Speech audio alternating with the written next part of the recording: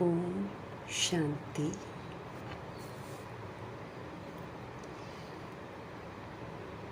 ओम शांति।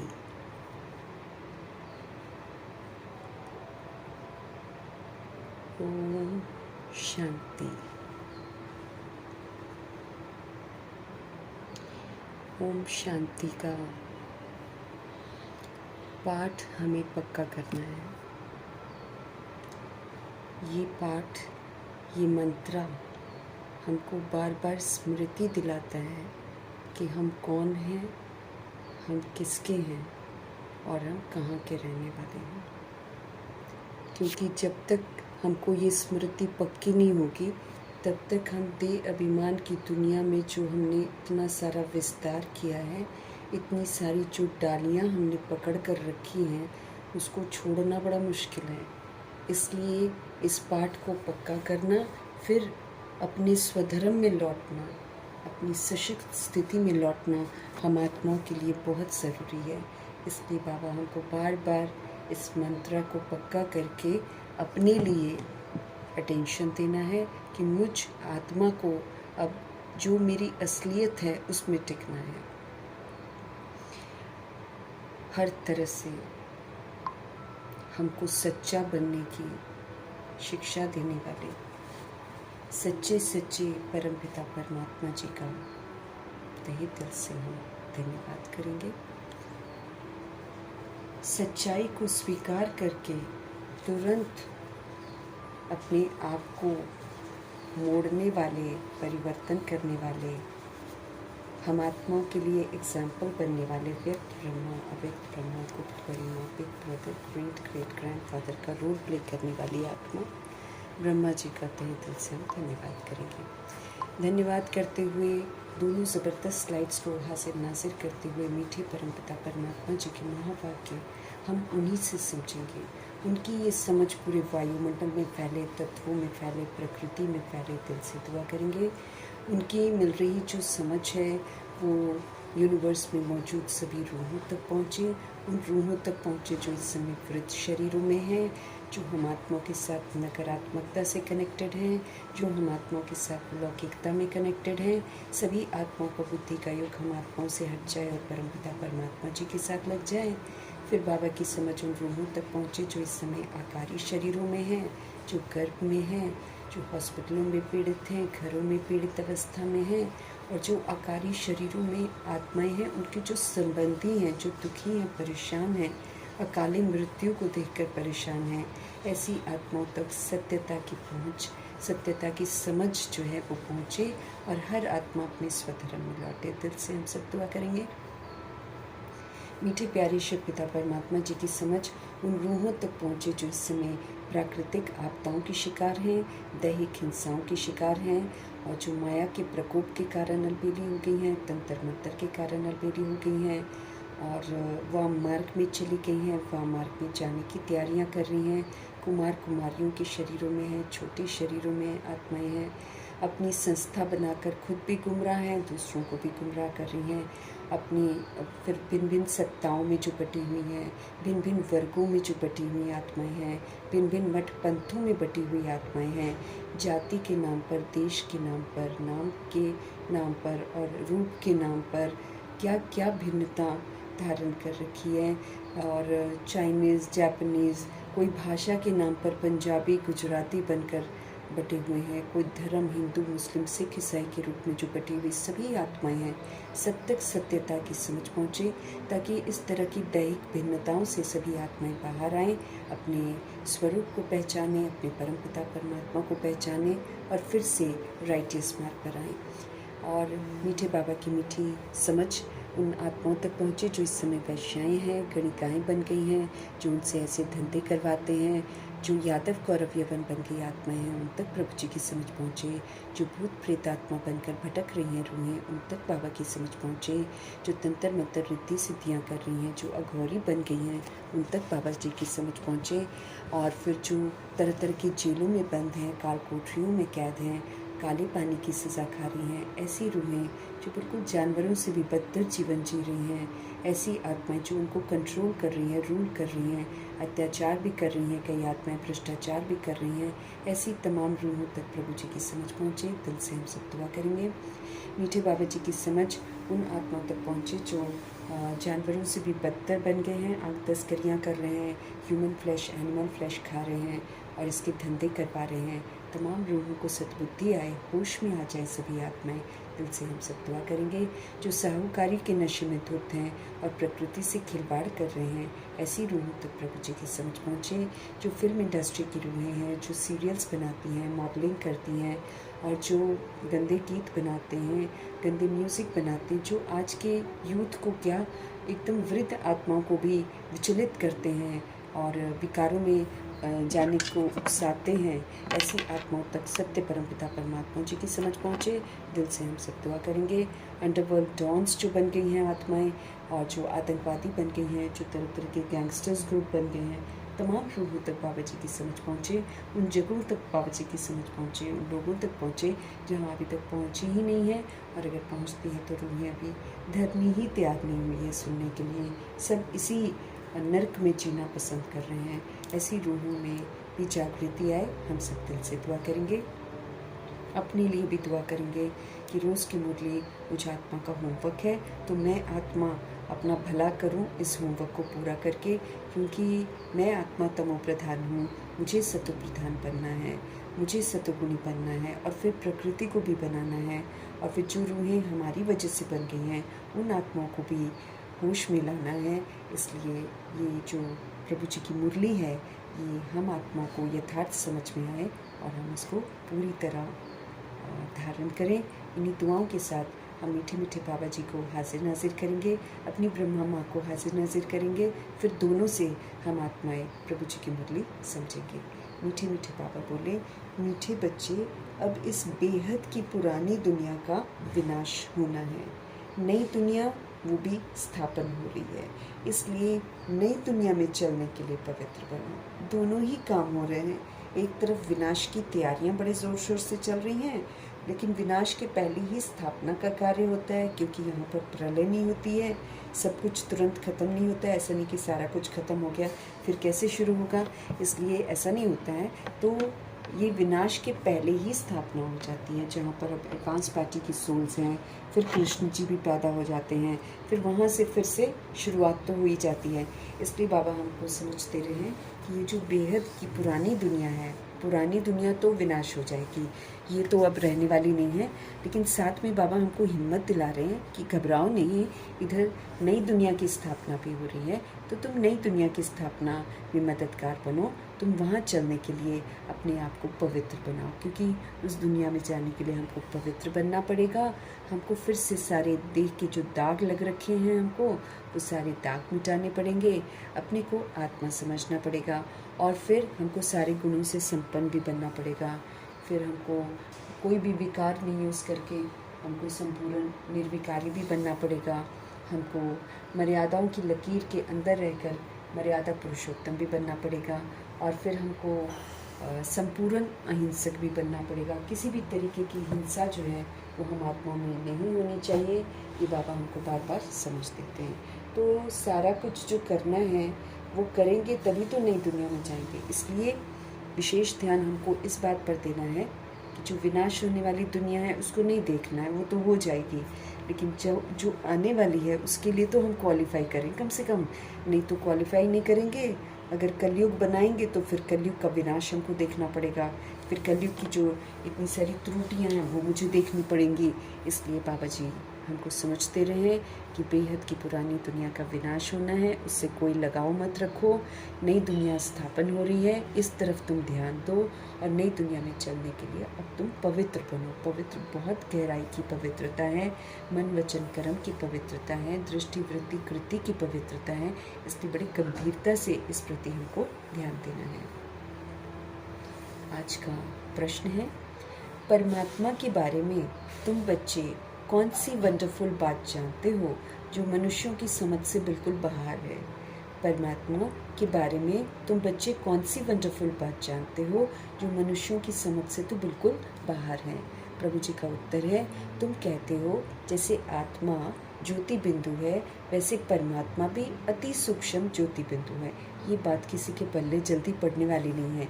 ये वंडरफुल बातें मनुष्यों की समझ से तो बिल्कुल बाहर है, क्योंकि तरह तरह के भगवान बना रखे हैं। गणेशा है, दुर्गा है, लक्ष्मी है, नारायण है, बहुत सारे भगवान हैं। उसको छोड़ दो, वाल्मीकि को भी भगवान बना रखा है। तरह तरह के लोगों को, देहधारियों को भी भगवान बना रखा है। अब जितने सिखिज़म में गुरु हैं, सब ने भगवान से जोड़ा है, लेकिन सब ने उन्हीं को भगवान समझ लिया है। तो क्या किया जाएगा? अब ऐसे समय में सभी आत्माएं इस समय भटक गई हैं। तो बाबा कहते हैं ये वंडरफुल बातें कि आत्मा ज्योति बिंदु और आत्मा का पिता अति सूक्ष्म ज्योति बिंदु, ये वंडरफुल बातें मनुष्यों की समझ से तो बिल्कुल बाहर है। कई बच्चे भी इसमें बड़े कंफ्यूज हो जाते हैं। बाबा कहते बच्चे मूंझो मत, अगर छोटे रूप में याद नहीं रहती है तो फिर बड़े रूप में याद करो। याद तो ज़रूर करना है। कई लोगों को बिंदी को याद करने में समझ में नहीं आता है, तो फिर बाबा कहते हैं कि ठीक है, अगर तुमको छोटे रूप में याद नहीं आता है तो तुम ठीक है शिवलिंग के रूप में तुम याद कर रहे हो तो उसी रूप में याद करो। बिंदु के रूप में नहीं हो रहा है तो शिवलिंग के रूप में याद करो, लेकिन याद ज़रूर करो, क्योंकि जितना जितना हम याद करते जाएंगे उतना उतना ये मेरा बुद्धि का ताला जो है ये खुलता जाएगा। ये कौन सा पूरा खुला है? ये तो अभी थोड़ा थोड़ा खुला है। अब धीरे धीरे धीरे धीरे ये पूरा पूरा खुलेगा। इसीलिए बाबा को याद करते रहना है। चार्ज होते जाएंगे, हर बात हमको समझ में आनी शुरू हो जाएगी। एक दिन फिर हम स्मृति स्वरूप नष्ट मोह हो जाएंगे। गीत है, रात के राही थक मत जाना, सुबह की मंजिल दूर नहीं। भगवान को समझने के लिए सबसे पहले हमको खुद को समझना है कि मैं सोल, जब मैं बिंदी हूँ, जब मैं शरीर को चलाने वाली, जब शरीर से निकलती हूँ तो शरीर बेजान हो जाता है। ये चीज़ मुझे समझनी पड़ेगी ना कि कौन सी ऐसी चीज़ है जो दिखाई ही नहीं देती है, लेकिन जो शरीर में होती है तो शरीर कितना चलता है और सब कुछ करता है, कितना अभिमान करता है ना। तो फिर इसलिए उस विधि से जब हम समझेंगे कि मैं ही बिंदु हूँ, अति सूक्ष्म हूँ, तो ऑब्वियसली मेरा जो पिता है वो भी सूक्ष्म है। तो इस विधि से हमको अपने आप को बार बार समझाना है, क्लियर करना है। खैर हम लोग को तो संशय नहीं आता है, लेकिन जो मनुष्य हैं वो नहीं समझ पाती हैं ये बात, क्योंकि उनका पाठ भी नहीं है और वैसे भी बहुत समय से जब से आए हैं उन्होंने दैहिक फॉर्म में ही तो देखा है। अब सोल्स जो द्वापर युग और कलयुग में आई हैं, तब तक तो ब्रह्मा जी, लक्ष्मी नारायण जी पहले शिवलिंग की पूजा कर रहे थे, फिर लक्ष्मी नारायण जी की पूजा करने लग गए। तो ब्रह्मा जी ने तो शुरुआत कर दी थी भक्ति की। तो बाद में आने वाली आत्माओं ने फिर यही देखा, या तो देखा शिवलिंग, शिवलिंग के बाद देखा लक्ष्मी नारायण, फिर देखा राम सीता। इस तरह तो उन्होंने दैहिक रूप देखा ना। तो इसीलिए अब उनको आते ही जब दैहिक रूप देखा है तो उनके लिए ये समझना बड़ा मुश्किल हो जाता है कि वो ज्योति बिंदु है। लेकिन हम आत्माओं ने संगम में कल पहले भी इस बात को समझा है, इसलिए हमको जल्दी समझ में आ जाता है। गीत है, रात के राही। हम सब रात के राही हैं, क्योंकि ये कलयुग की रात चल रही है और ये घोर रात्रि चल रही है। ये तो बिल्कुल ही इस समय तमो प्रधान है। अब इस तमो प्रधान दुनिया में रहते हुए मुझ आत्मा को अपनी तमो प्रधानता को ख़त्म करना है और सतो प्रधान बनना है। तो इसमें धीरज रखना पड़ता है। जल्दी हमारे अंदर से कमी कमज़ोरियाँ ख़त्म नहीं होती हैं, क्योंकि हमने भी काफ़ी समय बुराइयों को धारण करके रखा हुआ है, देह अभिमान को धारण करके रखा हुआ है। उसकी कमी कमज़ोरियाँ बड़ी कूट कूट के हमने अपने अंदर रखी है, तो ये जल्दी जाती नहीं है। इसलिए कभी कभी ऐसा होता है कि हम थक जाते हैं, और जब हम इस सही रास्ते पर चलने की कोशिश करते हैं तो ड्रामा भी परीक्षा लेता है, माया भी परीक्षा लेती है, प्रकृति भी परीक्षा लेती है और यमदूत भी परीक्षा लेते हैं, सब पेपर लेते हैं। तो हार खिलाते रहते हैं और हम आत्माएं भी थोड़ा वशीभूत हो जाती हैं चीज़ों के और हार खा लेती हैं। तो ऐसे में हम कहीं थक न जाएं, इसलिए बाबा ये वाला गीत जो है चुनते हैं भक्ति मार्ग का कि रात के राही थक मत जाना, सुबह की मंजिल दूर नहीं है। मंजिल पास में है, आप कोशिश करते रहो, आज नहीं तो कल आप बदल ही जाओगे। ओम शांति। रूहानी बच्चों को रूहानी बाप हमेशा समझना है, मैं रूह हूँ, है ना। मैं जो रूह हूँ ना, वो रूहानी बाप का बच्चा हूँ। मैं बॉडी भगवान का बच्चा नहीं, मैं बॉडी का नाम, मैं बॉडी का रूप भगवान का बच्चा नहीं हूँ, वो तो मैं देहधारी का बच्चा हूँ। लेकिन जो मैं रूह चलाता हूँ इस शरीर को, वो जो रूह है ना, वो रूह वाला बच्चा वो जो अविनाशी बच्चा है वो रूहानी बाप का बच्चा है। इसलिए रूहानी बाप उस रूह को समझाते हैं जो बॉडी में दिखाई नहीं दे रही है। हम मधुबन में जाते हैं तो हमारी मुलाकात किससे होती है? अव्यक्त से होती है। तो जब हम अव्यक्त स्थिति में स्थित रहते हैं तब हम उस मुलाकात का आनंद लेते हैं। अगर हम बॉडी कॉन्शियसनेस होकर मिलते हैं तो फिर उतना मज़ा नहीं आता है, बस थोड़ी देर के लिए हमको अच्छा फील होता है। उसके बाद फिर जो अनुभूतियाँ असल में दादियाँ करती थी वो फिर आम लोग नहीं करते हैं।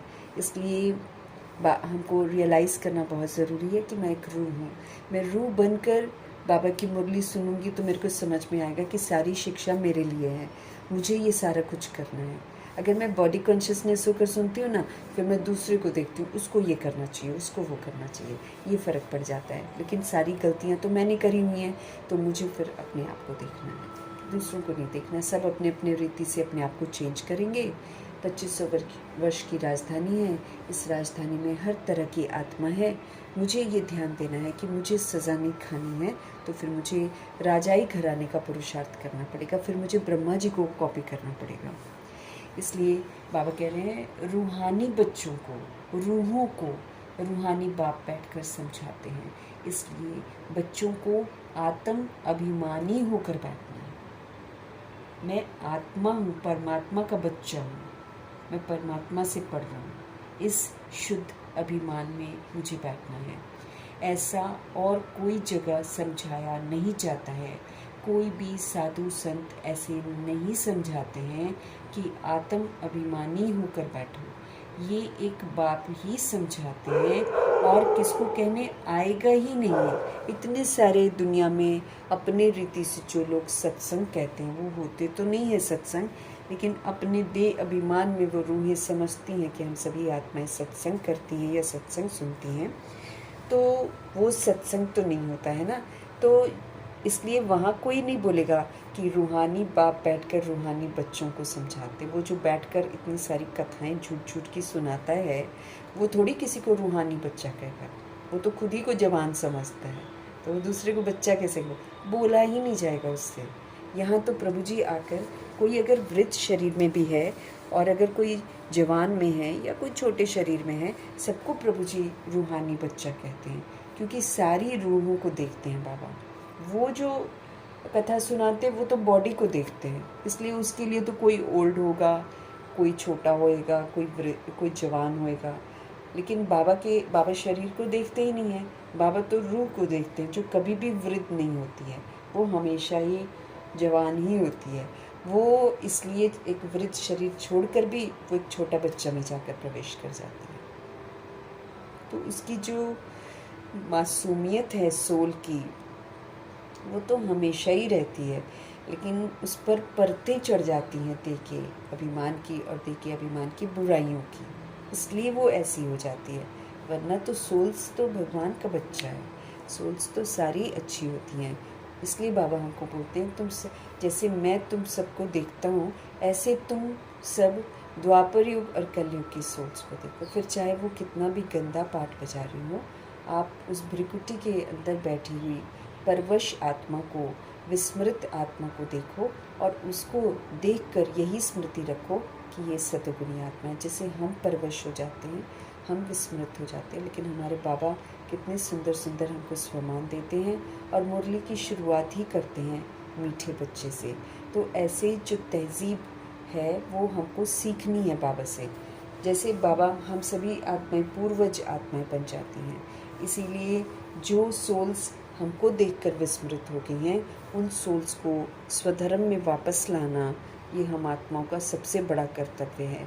जब हम इस चीज़ में कामयाब हो जाते हैं तब हम सब तरह की सज़ाओं से मुक्त होते हैं।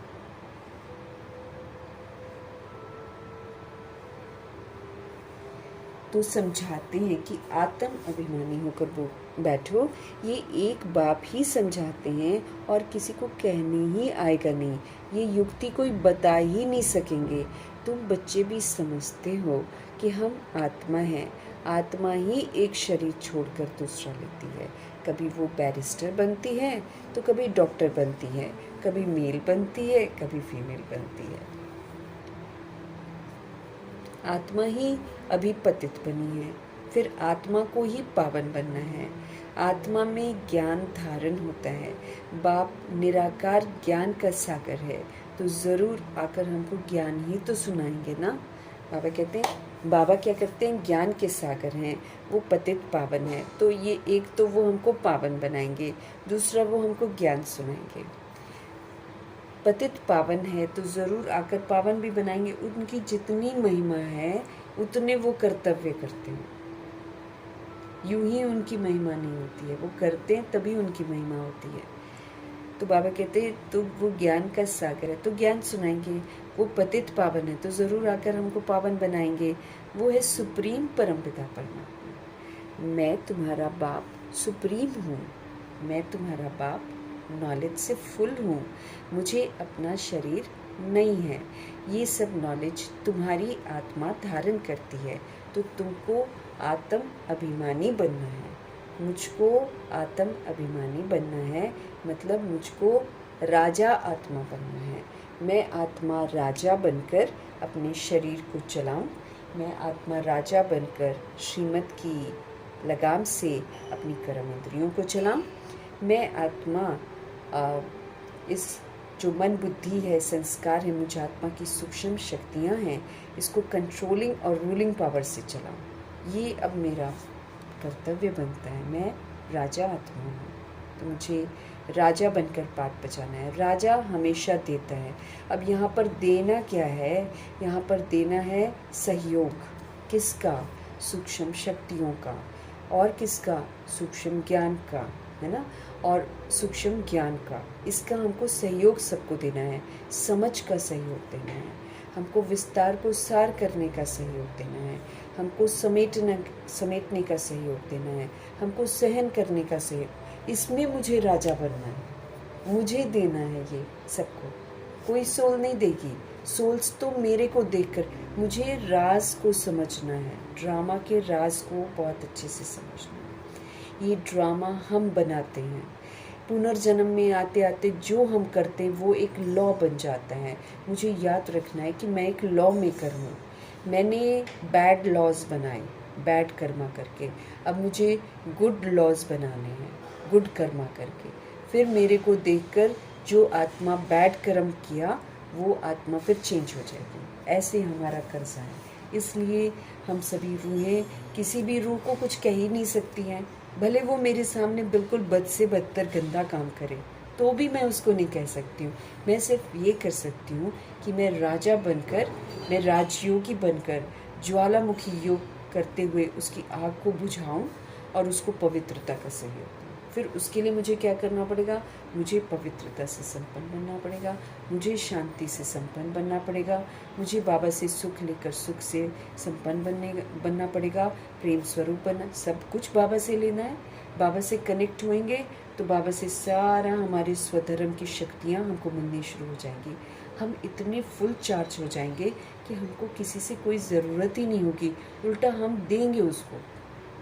जो मेरा बुरा करेगा उसका भी हम उपकार करेंगे। ये क्या देना है, ये चीज़ें मुझे देनी है। मुझे अपने आप को राजा समझना है। मैं आत्मा राजा हूँ, मैं आत्मा मास्टर दाता हूँ। मैं किसका बच्चा हूँ? जो सदा दाता है, सबको देता है, किसी से कुछ लेता नहीं। ऐसे मुझे उनका बच्चा बनना है। लेकिन मुझे इस सृष्टि रूपी ड्रामा में देना क्या है? अपने देह अभिमान को सबसे पहले तोड़ना है, क्योंकि ये देह अभिमान देने नहीं देता है। जब कोई हमसे बुरा करता है तो देह अभिमान सबसे पहले कहता है उसने बुरा किया, तुम क्यों अच्छा करोगे? अंदर में दुख लेता है। हम वैसा वाला बुरा तो नहीं करते हैं जैसा वो बुरा करता है, लेकिन हम एटलीस्ट उसके लिए अच्छा फीलिंग नहीं रखते हैं। लेकिन यहाँ पर क्या करना है? मुझे अच्छी फीलिंग रखनी है उसके लिए। मुझे उसका जो बैड एक्ट है वो मुझे डिस्टर्ब न करे। राजा बच्चा, दाता बच्चा, क्योंकि डिस्टर्ब हो जाएंगे तो मैं किसी को कुछ दे ही नहीं सकती। अब मुझे डिस्टर्ब नहीं होना है, अब मुझे उसको देना है। अब देने के लिए फिर खूबसूरती जो धारण करनी है देने की, उसके लिए मुझे बाबा के साथ योग लगाकर चार्ज ज़रूर होना है। क्योंकि हमारे बाबा कभी भी किसी से कुछ लेते नहीं हैं, वो हमेशा सबको सब कुछ देते हैं। तो हम अगर प्रूफ करना चाहें कि हम ऐसे भगवान के बच्चे हैं तो फिर मुझे भी तो देना ही पड़ेगा ना। बिना दिए तो चलेगा नहीं। प्रूव करना है भाई। हमको भगवान ने आकर बताया कि तुम आत्मा हो, फिर उन्होंने बताया कि तुम मेरे बच्चे हो, फिर उन्होंने बताया कि तुम परम धाम की रहने वाले हो, फिर उन्होंने बताया कि तुम सतोगुणी आत्मा हो, फिर उन्होंने मुझे बताया कि तुम सतयुगी देवात्मा हो, फिर उन्होंने मुझे बताया कि तुम त्रिकालदर्शी हो, तुम विघ्न में। अब ये सारी चीज़ें जो बाबा ने बताई हैं, अब इसका मुझे सबूत देना है। सबूत कैसे देंगे? बाप समान बनकर, विश्व कल्याणकारी बनकर, शुभ भावना शुभकामनाधारी बनकर, परोपकारी बनकर, क्षमाशील बनकर। क्षमा करेंगे ना हम, कोई मेरे को बुरा कर रहा है तो मेरे को क्षमा तो करना ही पड़ेगा ना उसको, कि बेबस है, बीमार है, विस्मृत है। कैसे हुई? मैं भी तो हो गई थी ना। ऐसे समझकर उसके दुख को समझना है, उसके दुख को समझते हुए उसको हील करना है, अर्थात उसकी बुराई को ख़त्म करने में योग के साथ उसको सहयोग देना। इसमें मुझे राजा बनना है। जो इसमें राजा बनता है वो जाएगा नारायण जी के साथ पाठ बजाएगा। क्योंकि ब्रह्मा जी को देखो, सब जगह उन्होंने क्या किया है, शांत रहे वो, शांत रहे। किसी ने धोखा दिया, किसी ने पालना लेकर जाकर बदनाम बाहर किया, नो प्रॉब्लम, किसी को बैड नहीं बोला। जो 8 पेपर हमको देने हैं ना, वो 8 पेपर उनके साथ भी आ चुके हैं, लेकिन उन्होंने पहले ही देकर उसको पास कर लिया। हम भी पहले देकर उसको पास कर सकते, क्योंकि रोज़मर्रा की ज़िंदगी में हमारे 8 पेपर आते ही आते हैं। हमारी ज़िंदगी में रोज़ 8 पेपर आते ही हैं। विकारों का हमला भी होता है, क्रोध का हमला होता है, अहंकार का हमला होता है, कामनाओं का हमला होता है, रोज़ होता है। विकारों का हमला होता है, तत्वों का हमला होता है, रोज़ होता है। कभी कोई चीज़ नहीं मिलती है, अभाव हो जाता है, रोज़ होता है। फिर लौकिक से भी कहीं उधर से टेंशन आ गया, फिर अलौकिक आत्मा भी परीक्षा लेती है, फिर गंदी दृष्टि वृत्ति वाले लोग भी हमको मिलते हैं। ज़रूरत की चीज़ नहीं मिलती है। भूत प्रेत वो तो घूम रहे हैं, वो तो घूम रहे हैं, वो तो दिमाग घुमा देते हैं 1 सेकंड में, वो पेपर भी आ रहे हैं। लेकिन भगवान हमको ये सब करवा, जो होता है हमारे साथ, उसके लिए बाबा बोलते हैं ये तुम्हें परिपक्व बना रहे हैं, ये तुम्हें आगे आने वाले पेपरों के लिए तैयार कर रहे हैं। तो हमको कैसे रहना है? अलर्ट है। क्यों बाबा बोलते हैं तुम मुझे कंपेनियन बना कर रखो? क्यों कहते हैं कि तुम मुझे कंपनी में, मेरी कंपनी में रहो? क्यों? This is the safest place. और कोई जगह है ही नहीं जहाँ हम सेफ रह सकते हैं।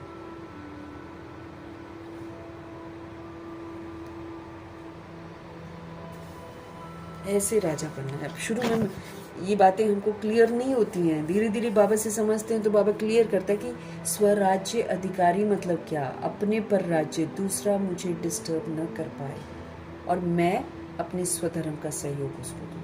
इस तरह से मेरा हिसाब किताब सेटल होगा आत्माओं के साथ। तब जाकर प्रकृति भी खुश होगी, संतुष्ट होगी, क्योंकि मैं स्वराज्य अधिकारी बनकर फिर तो मैं श्रीमद प्रमाण पाठ बजाऊंगी ना।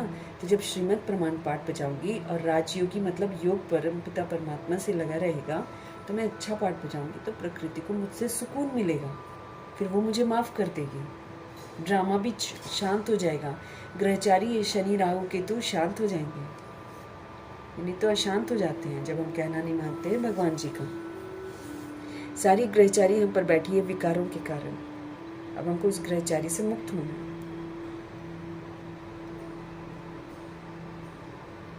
बाबा जी हमको आकर बोल रहे हैं, मैं तुम्हारा बाप हूँ, सुप्रीम हूँ, मैं नॉलेजफुल हूँ, मैं, मुझे अपना शरीर नहीं है। ये सब नॉलेज तुम्हारी आत्मा धारण करती है, तो तुमको आत्म अभिमानी बनना है, देह अभिमान नहीं रखना है तुमको। और कोई ऐसी जगह नहीं है जहाँ सुनने और सुनाने वाले दोनों देही अभिमानी हो। है कोई सत्संग? जिस्म के अभिमान में सुनाने वाला सुनाता है, जिस्म के अभिमान में सुनने वाली गुलाम बनकर सुनने जाती हैं। वो कुछ भी कहानी सुनाता है, उसको सुनकर रोती रहती हैं और सत सत करती रहती हैं। रामायण एक काल्पनिक कथा है, महाभारत एक काल्पनिक कथा है, जितने भी शास्त्र हैं सब काल्पनिक हैं, सब मनुष्यों ने लिखे हैं, कोई सत्य बता नहीं सकता है। लेकिन सारी दुनिया उसको सुनकर सत सत सत सत करती है, कुछ पल्ले नहीं पड़ता है, लेकिन उससे मंत्र मुक्त हो जाती है। सुन सुनाकर घर आकर या रास्ते में आते ही फिर से वही सारी पुरानी आदतें शुरू हो जाती हैं। लेकिन हम आत्मा को तो सख्त वार्निंग है कि हमको सारी बुराइयों से एकदम मुक्त होना है। मुझे सबूत देना है कि मैं आत्मा परमात्मा का बच्चा हूँ। तो यहाँ पर क्या है, हम भले मधुबन में बॉडी से जा रहे हैं, है ना, बॉडीली बींग्स जाते हैं, लेकिन वहाँ जो है मिलन किसका होता है? आत्मा का परमात्मा के साथ मिलन होता है। बॉडी के भान में तो हम कुछ नहीं करते हैं वहाँ जाकर। बाबा कहते कोई भी जगह ना ऐसी नहीं होगी जहाँ सुनने और सुनाने वाले दोनों देही अभिमानी होंगे। यही एक जगह है। बाप हमारे शिव बाबा वो तो है ही निराकार, वो आकर तुमको राजयोग सिखलाते हैं। कहते राजा बनो, राजा देने वाले बनो। क्या मांगते रहते हो? वो अच्छे से बात करे, वो मेरी रिस्पेक्ट करे, वो मुझे मान दे, बच्चे मेरा कहना माने। अब कहते क्या भीख मांग रहे हो तुम दूसरों से? वो माने चाहे नहीं माने, तुम अपना अच्छा पाठ हो जाओ, तुम उसको अच्छाई का सहयोग दो, तुम अपनी कार्मिक अकाउंट सेटल करो, तुम सतयुग बनो। बाबा कहते तुम बनाओ सतयुग, तुम बनाओगे तो सतयुग में जाओगे, तुम नहीं बनाओगे तो नहीं जाओगे। साफ बोलते हैं। और पहले हम लोग क्या सोचते थे, हम भगवान जी के घर में आ गए, हम बीके बन गए, हम मुरली सुन रहे हैं, हम ही तो स्वर्ग में जाएंगे और कौन जाएगा। यहाँ 2500 वर्ष की राजधानी है, 1250 स्वर्ग है, 1250 वर्ष स्वर्ग है और 1250 वर्ग सेमी स्वर्ग है। वो त्रेता युग है, वहाँ क्षत्रिय जाते हैं, देवता नहीं जाते हैं। देवता तो शुरू में आते हैं। अब सारी बातें समझ में आती है। अब समझ में आता है, ओहो साहूकार भी बनेंगे, प्रजा भी बनेगी और दास दासियाँ भी बनेंगे, प्रजा की भी प्रजा बनेगी, दास दासी की भी दास दासियाँ बनेंगी, फिर चंडाल भी बनेंगे, फिर और क्या था, हर तरह का मर्तबा होगा वहाँ पे। किस पर डिपेंड करेगा, हम इस समय क्या कर रहे हैं। अगर हम नाम रूप में फंस गए हैं, अगर हम विकार में चले गए, तब तो चंडाल की नौकरी मिलेगी। क्योंकि बाबा कहते हैं तुमने किसको देखकर मुझे छोड़ा, तुमने किसी देहधारी के लिए मुझे छोड़ा। जैसे कल बाबा ने कैसे वरदान में बताया, नहीं वरदान कैसे कल बाबा ने मुरली में बताया था कि तुमने तो देहधारियों के लिए अपना ताज भी छोड़ दिया, तुमने देहधारियों के लिए अपना तख्त भी छोड़ दिया, नीचे उतर गए, गिर गए, और तुमने तो देहधारियों के लिए जो अपना स्वरूप था उसको भी छोड़ दिया। तुम्हारा आत्मिक स्वरूप था और तुम बन गए देह अभिमानी। तो बाबा कहते तुमने तो सब कुछ छोड़ दिया और तुम गिर गए। अब तुम बाप की याद में रहकर ये सारा कुछ फिर से वापस लो, फिर से ताज लो अपना, फिर से अपना तख्त लो, फिर से अपना वो स्मृतियों का तिलक लगाओ, फिर से अपनी स्मृति को पावरफुल बनाओ कि तुम हो कौन, तुम कहाँ के रहने वाले हो। भ्रिकुटी मेरा तख्त है, यहाँ पर विराजमान होकर मुझे शरीर रूपी राजधानी को चलाना है। आंखें न मुझे चलाएं, मेरे कान न मुझे चलाएं, मेरा मुख न मुझे चलाए, क्योंकि जब ये तीनों चलाते हैं ना तो तीनों हमारी दुर्गति कर देते हैं। आंखें वो दिखवाती हैं जो हमको देखना नहीं है, बॉडी दिखवाती हैं, और फिर कान बॉडी की बातें सुनवाते हैं, और ये जो मुख है बॉडी की बातें करवाता भी है, और फिर बॉडी समझकर खिलवाता भी है। वो चीज़ें जो हमको नहीं खानी होती हैं, हम एकदम मजबूर हो जाते हैं और हम फिर खा लेते हैं। फिर उसका मेरा कार्मिक अकाउंट बन जाता है। मतलब इस सृष्टि रूपी ड्रामा में सृष्टि के नियमों के खिलाफ जब हम जाते हैं तो फिर हम बुरा फंस जाते हैं। एक एक चीज़ के लिए फिर हमको सज़ा मिलती है। हमारे शिव बाबा वो तो है ही निराकार, वो आकर हमको राजयोग सिखलाते हैं। बाकी सारे जितने भी मनुष्य हैं ना, सब देह अभिमान में है सब, इसलिए हमको किसी को नहीं समझना।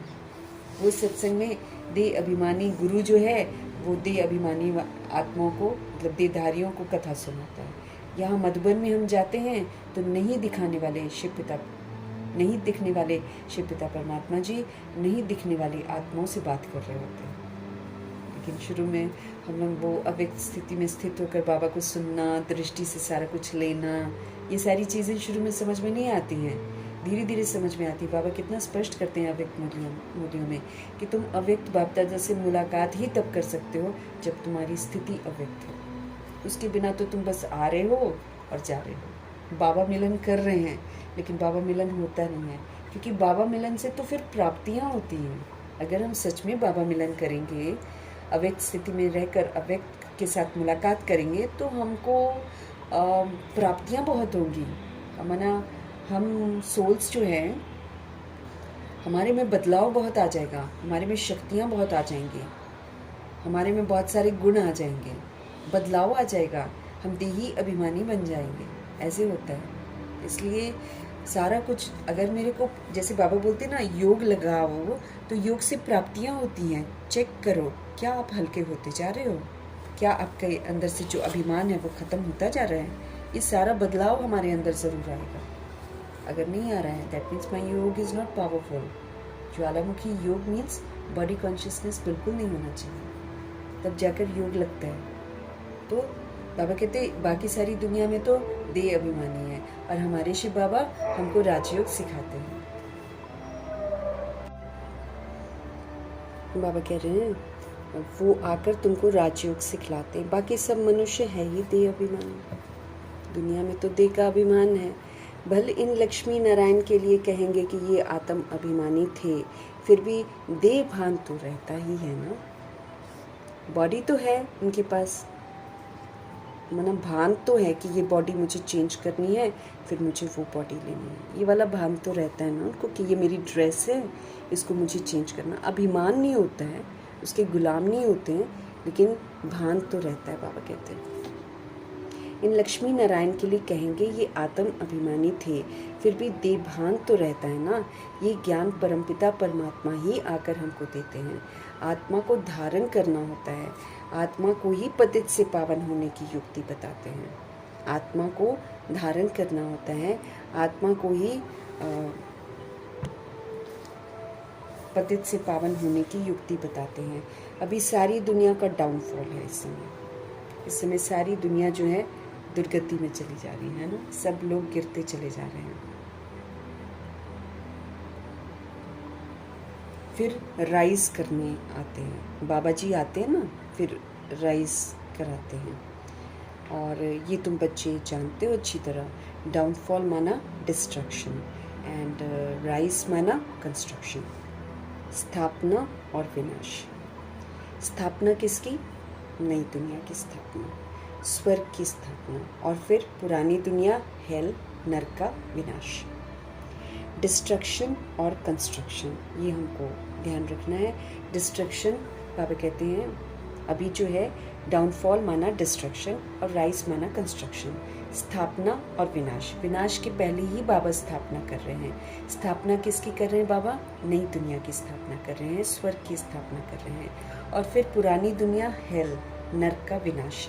डिस्ट्रक्शन और कंस्ट्रक्शन, कलयुग है, पुरानी दुनिया, इसका तो विनाश बाबा कहते ज़रूर चाहिए, ये तो चलेगी नहीं।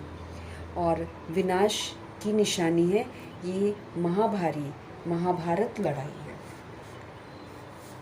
ये जो है महाभारी महाभारत लड़ाई है।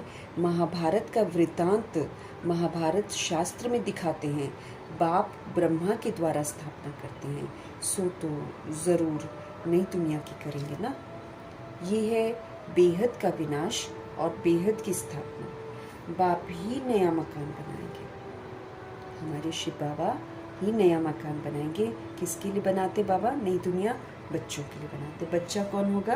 वो जो आज्ञाकारी होगा, जो ईमानदार होगा, वो जो वफादार होगा, जो फरमान बरदार होगा, उसके लिए सचखंड बनाते हैं ना बाबा। फिर पुराना तो ज़रूर खलास कराएंगे। जब नया बन रहा है तो पुराना डेफिनेटली खलास हो जाएगा। तुम समझते हो बाबा अब नई दुनिया स्थापन कर रहे हैं। तमो प्रधान से फिर सतो प्रधान बनाने के लिए हमको तैयार कर रहे हैं, फिर से हमको तैयार कर रहे हैं बाबा। विनाश के लिए महाभारत की लड़ाई बड़ी मशहूर है। कहते हैं ये वही समय है, वही स्टार्स आकर आपस में मिले हैं जो महाभारत के समय थे। इस सीढ़ी में भी लिखा गया है भारत के उत्थान और पतन की अद्भुत कहानी, कि भारत कैसे राइज करता है, फिर भारत कैसे फॉल करता है। इस लाइन में कल्प कल्प अक्षर भी आना चाहिए। शुरू से अंत तक मनुष्य 84 जन्म लेते हैं, ये भी तुम्हारी बुद्धि में है। मनुष्यों की बुद्धि को तो एकदम गोदरेज का ताला लगा हुआ है। इन बातों को मनुष्य को जानना है। आत्माएं यहाँ पर शरीर धारण करती हैं, किस लिए धारण करती हैं? ताकि वो पाठ बजाएं। तो ड्रामा के आदि मध्य अंत के क्रिएटर, डायरेक्टर, मुख्य एक्टर्स आदि को जानना चाहिए कि कौन क्रिएट करता है, बाबा कैसे आकर क्रिएट करते हैं, फिर हमको कैसे डायरेक्ट करते हैं, और मुख्य एक्टिंग तो हमारे बाबा ही करते हैं। और फिर उनको उनकी श्रीमत के प्रमाण ब्रह्मा जी और सरस्वती जी चलते हैं। तो हमको जानना तो है ना, हम इस ड्रामा में खेल रहे हैं, पार्ट बजा रहे हैं, और हम इस ड्रामा के बारे ही ना जाने तो फिर क्या फ़ायदा। इसलिए ड्रामा के अंत में शिव बाबा जी आते हैं और हम आत्मा को सारी सच्चाई बताते हैं। बाबा क्रिएट करके, डायरेक्ट करके और मुख्य एक्टिंग करके ब्रह्मा जी के थ्रू हमको सिखाते हैं कि हमको कैसे एक्ट करना चाहिए, कैसे हमको पार्ट बजाना चाहिए। अभी तुमको ड्रामा के आदि मध्य अंत, हु इज हु, सारे ड्रामा का पता पड़ गया है। शुरू से लेकर अंत तक बाप द्वारा ये नॉलेज सारी हमको मिल रही है। सृष्टि चक्र कैसे फिरता है, इनको कहा जाता है रूहानी नॉलेज। हम रूहों के लिए नॉलेज है, हम रूहें पार्ट बजाती हैं, हम रूहें पुनर्जन्म में आती हैं। तो बाप द्वारा ये नॉलेज सारी हमको मिल रही है। सृष्टि चक्र कैसे फिरता है, इनको कहा जाता है रूहानी नॉलेज। जिस्मानी ज्ञान को फिलॉसफी कहा जाता है। स्पिरिचुअल नॉलेज, रूहानी नॉलेज को ज्ञान कहा जाता है। अब ये सब बातें जो हैं बच्चों की बुद्धि में बिठाई हैं बाबा ने। बच्चे जानते हैं अब 84 जन्मों का नाटक जो है वो पूरा होता है। अभी हम सभी रूहें वापस घर जाते हैं, परंतु पतित कोई वापस जा नहीं सकता। नहीं तो इतने जप तप तीर्थ आदि क्यों करते हैं? पवित्र बनने के लिए ही तो गंगा स्नान करने जाते हैं, परंतु उससे कोई पावन तो बन नहीं सकता, इसलिए वापस कोई जा भी नहीं सकता। सब गपोड़े बहुत लगाते हैं कि फलाना पार निर्वाण धाम गया, फलाना ज्योति ज्योत समा गया। बाप ने समझाया है वापस कोई जाता ही नहीं है। बाबा जी ने हमको समझाया है कि वापस कोई जाता ही नहीं है, सब एक्टर्स यहाँ पर ही हैं। अभी नाटक पूरा होता है तो सभी स्टेज पर खड़े हुए हैं, अभी सब यहाँ मौजूद हैं। मनुष्यों को पता ही नहीं है कि बौद्धि क्रिश्चियन आदि कहाँ हैं। तुम समझते हो जो सब आत्माएं ऊपर से यहाँ आई है ना, वो सब इस समय तमोप्रधान है।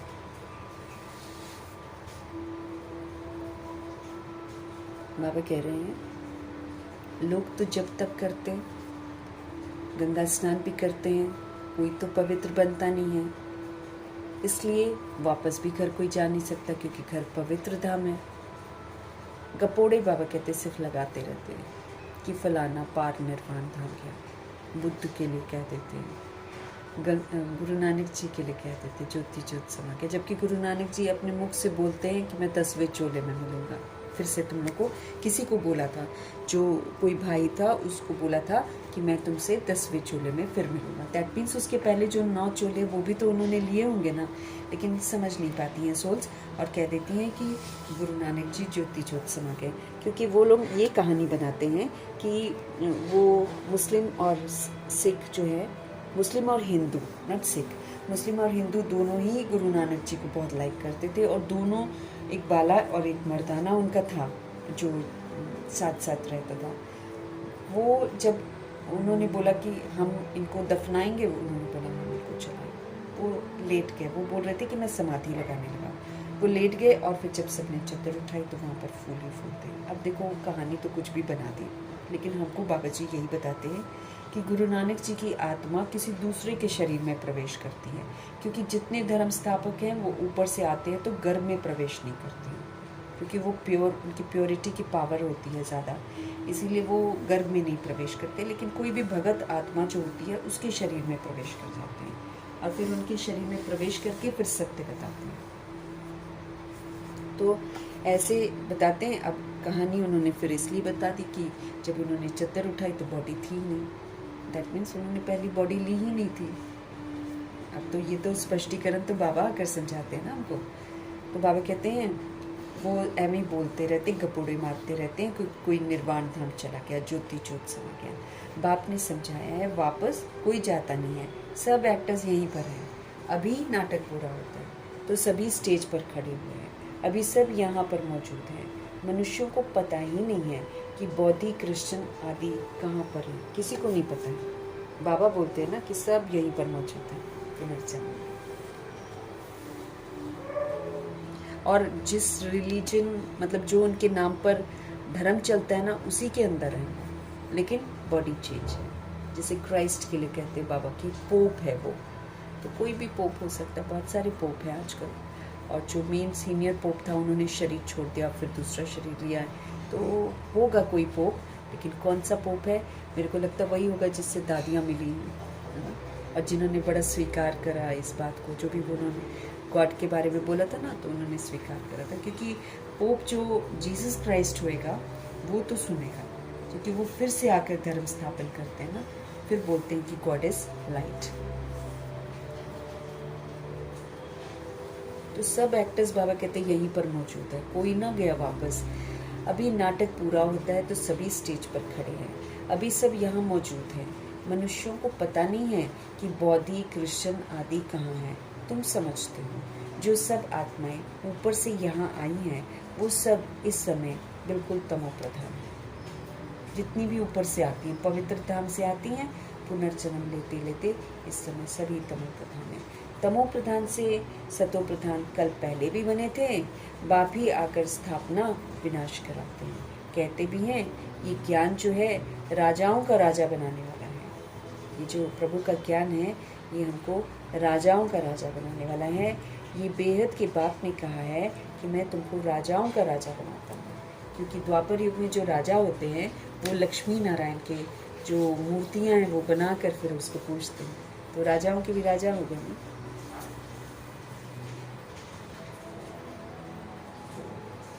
ये बेहद के बाप ने कहा है कि मैं तुमको राजाओं का राजा बनाता हूँ। श्री कृष्ण तो स्थापना थोड़ी कराते हैं, क्रिएटर बाप है। बाप ही आकर समझाते हैं कि तुम मुझे बुलाते ही तब हो जबकि सृष्टि बिल्कुल पतित हो जाती है। ऐसे नहीं कि मैं कोई नई सृष्टि रचता हूँ, जैसे दिखाते हैं कि पूरा प्रलय हो गया, सब कुछ खत्म। प्रलय मीन्स वॉट, कुछ भी नहीं रह जाता। कहानी तो ऐसी बना रखी है शास्त्रों में, जैसे दिखाते हैं कि प्रलय हुई। बाबा कहते हैं ये सब रॉन्ग बातें बताते हैं, सारा झूठ बताते हैं। मनुष्य बुलाते ही हैं कि हे पतित पावन आओ, तो ज़रूर फिर पतित दुनिया में ही तो आएंगे ना भगवान जी, तो उनका नाम ही पतित पावन है। तो पतितों को पतित बनाने के लिए पतित दुनिया में ही तो आएंगे बाबा।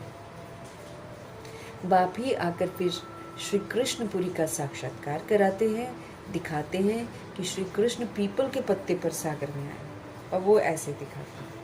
अब क्या है, श्री कृष्ण कैसे बनते हैं? जब ज्ञान के सागर शिव बाबा आकर शिक्षित करते हैं तो ब्रह्मा जी की आत्मा शिक्षित होती है और श्री कृष्ण बनती है।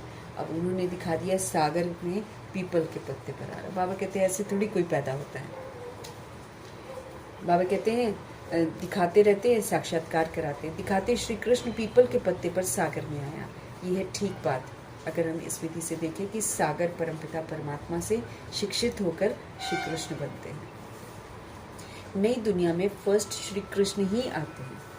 ये ठीक बात है कि पीपल के पत्ते पर आ रहा है ना, मतलब सबसे पहले वही सोल आती है सृष्टि की नई शुरुआत के लिए।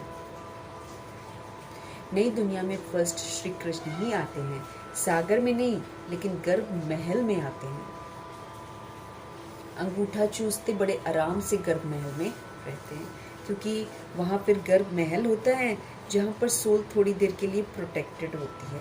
लक्ष्मी जी प्रोटेक्ट करती हैं। लक्ष्मी जी की बॉडी अंदर से बिल्कुल कंचन काया है, महल की तरह ही है, कोई गंदगी नहीं है यहाँ पर। यहाँ तो बॉडी में गंदगी है। यहाँ तो 63 जन्मों में, कलयुग में, नॉट द्वापर युग, लेकिन कलयुग में हम लोग सारे गंदगी में ही जितने भी महीने रहते हैं, 9 महीने तो नहीं रहते हैं, ये तो झूठ बोलते हैं लोग कि 9 महीने रहते हैं, क्योंकि तीसरे या चौथे, कईयों के चौथे महीने में सोल प्रवेश करती है, दूसरे तीसरे चौथे महीने में प्रवेश करती है। तो कैसे कह सकते हैं कि 9 महीने? ऐसी कहानियाँ बनाते हैं लोग। फिर जो है वो हम जितना समय अंदर रहते हैं हम गंदगी में रहते हैं, हम उल्टे लटके होते हैं, हम सज़ा खा रहे होते हैं, और फिर हम भगवान को कह रहे होते हैं, धर्मराज को कह रहे होते हैं कि हमको यहाँ से मुक्त करो। तो वहाँ पर आराम से रहते हैं, यहाँ पर कष्टों में रहते हैं। सत्युग में जो भी बच्चे होते हैं ना, वो गर्भ महल में रहते हैं, उन्होंने गर्भ महल की बात को फिर क्या कर दिया, सागर के पत्ते पर बैठ आराम से आ रहा है, सागर के पत्ते पर, है ना, वो चीज़ दिखा दी। वो सब है भक्ति मार्ग की बातें। बाप इन सब शास्त्रों का सार बैठकर हमको समझाते हैं। यहाँ तो गर्भ जेल के अंदर रहते हैं, ये भी एक सज़ा है हमारे कर्मों की। हमारे कर्मों की सज़ा मिलती है कि हम गर्भ जेल में प्रवेश करते हैं। तो बाप इन सब शास्त्रों का सार बैठकर समझाते हैं। यहाँ गर्भ जेल में रहते हैं, तब कहते हैं हमको बाहर निकालो, फिर हम पाप नहीं करेंगे। परंतु रावण की दुनिया में पाप तो फिर भी होते ही हैं, फिर भी पाप करने लग पड़ते हैं। तुम आधा कल्प जेल बर्ड्स, अब जितनी एडवांस पार्टी की सोल्स हैं वो नहीं करती पाप। अब उन्होंने भी तो जन्म लिए ना एडवांस पार्टी की सोल्स ने, लेकिन वो लोग पाप नहीं करते। लेकिन बाकी जितनी भी दुनिया में आत्माएं हैं वो फिर जन्म लेकर फिर पाप ही करती हैं। तुम आधा कल्प जेल बर्ड्स बन जाते हो। चोर लोगों को जेल बर्ड्स कहते हैं। बाहर निकलते रहते फिर भी चोरी करते रहते हैं और जेल में जाना पड़ता है, इसलिए जेल बर्ड्स कहते हैं कि पंछी हैं, जेल के हैं, आते हैं फिर कुछ करते हैं फिर अंदर चले जाते हैं। बाप ने समझाया है हम भी ऐसे ही हैं, हम फिर पुनर्जन्म लेते हैं, फिर गलतियाँ करते हैं, फिर से जाते हैं जेल के अंदर और फिर सजाएं भुगतते हैं, इसलिए जेल बर्ड्स कहते हैं। बाबा ने समझाया है कि ये रावण राज्य है, वहाँ तो ये बात होती ही नहीं है, वो है ही राम का राज्य। किसने स्थापन किया? निराकार राम ने किया। यहाँ पर लोग क्या कंफ्यूज्ड हो गए, श्री राम मतलब रामचंद्र जी ऐसा करते हैं, और यहाँ पर राम कौन है?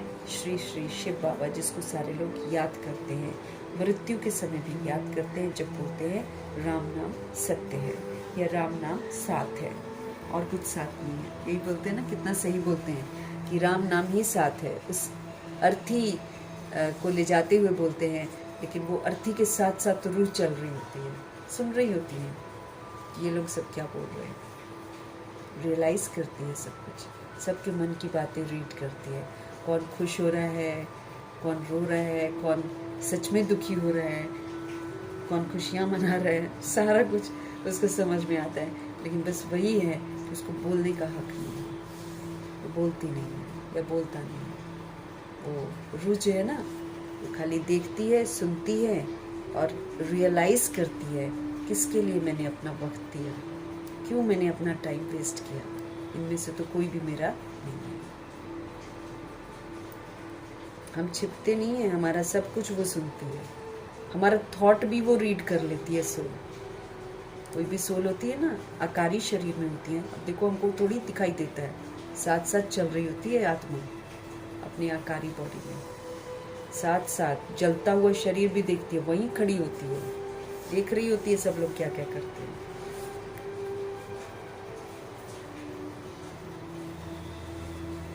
बाबा कहते हैं बाहर निकलते रहते हैं फिर जेल में चले जाते हैं, इसलिए जेल बर्ड्स। बाबा ने समझाया हमको कि ये रावण का राज्य है, वहाँ राम राज्य, प्रभु जी की दुनिया में ये सब बातें नहीं होती। वहाँ तो स्व इच्छा से बॉडी छोड़ा, 150 ईयर्स हो गया, बस ओके, इसको छोड़ो अब अगला लेते हैं, ऐसा होता है।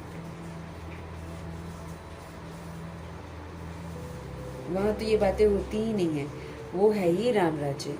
वहाँ ना गर्भ जेल है और ना वो जेल होता है। यहाँ तो कितने मनुष्य जेल में पड़े रहते हैं। गर्भ जेल है तो वो भी जेल है, डबल जेल है। कलयुग का अंत है ना, कलयुग का अंत है। बाप समझाते हैं तुम बच्चे अभी कंस्ट्रक्शन कर रहे हो, राइज और फॉल हर कल्प होता ही रहता है। राइज और फॉल किसका होता है? दुनिया का होता है। उसमें मुख्य पार्ट है किसका? भारत का, क्योंकि यही 5000 ईयर्स का ड्रामा चलता है। गाते भी रहते हैं आत्मा परमात्मा अलग रहे बहुकाल, गाते हैं लेकिन समझते कुछ नहीं है। सुंदर मेला कर दिया जब सदगुरु मिले दलाल। अब ब्रह्मा जी के थ्रू सदगुरु जी मिलते हैं, पढ़ते हैं आत्माएं लेकिन समझती नहीं। फिर मैं साधारण बूढ़े तन में आता हूँ, ये भी बाबा मना उसमें गीता में लिखा है, तब भी उनको जाकर समझाओ तब भी समझ में नहीं आता। उनको ब्रह्मा जी से बहुत प्रॉब्लम है कि ये ब्रह्मा जी कैसे बन गए।